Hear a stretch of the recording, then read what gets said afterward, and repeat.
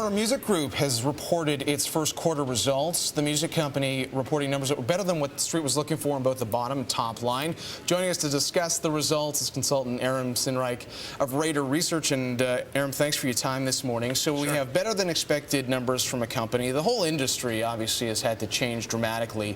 One of the takeaways is digital revenue as a part of the whole sales picture for Warner continues to go up. However, there wasn't much of a change from the fourth quarter. What's the takeaway from that? Well, I think Warner needs to move much more aggressively to build those digital revenues. And, we've seen them do some interesting licensing deals recently. They licensed to emusic.com, which is an MP3-based subscription service.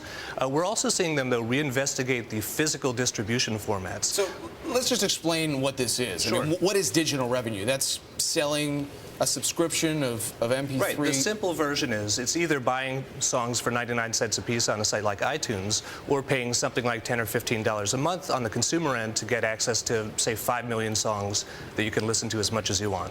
So you've got digital revenue going up from a year ago. Right. But you've got domestic revenue, all revenue in the U.S., going down, actually down close to 10% from last year. So what does that tell you?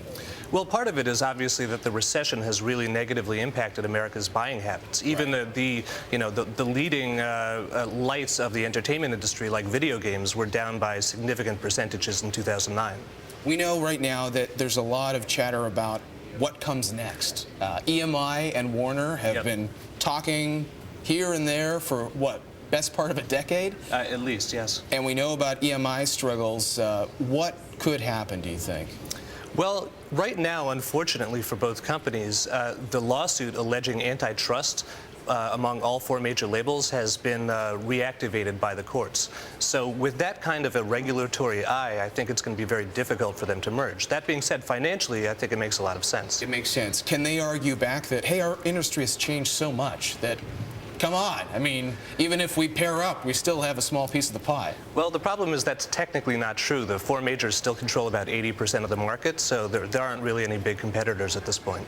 International revenue for Warner was a standout. Again, that was the same story in the fourth quarter, too, that the international revenue is going up while domestic revenue is going down. How do you explain that?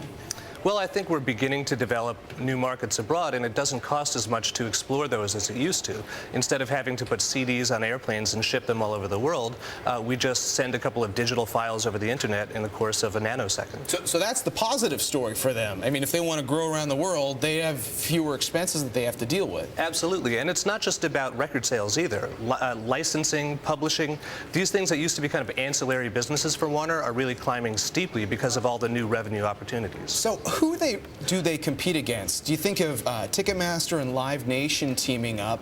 And in a lot of ways, it feels like these companies are competing the same way that Apple and Google are competing. Actually, that's a great analogy. What's happening is the traditional record label is really disappearing as a kind of entity. And the concert promoters and management companies are coming in to compete very heavily with them. All right, Aram, really appreciate your time this morning. Sure, pleasure. Aram Sinnreich of Radar Research.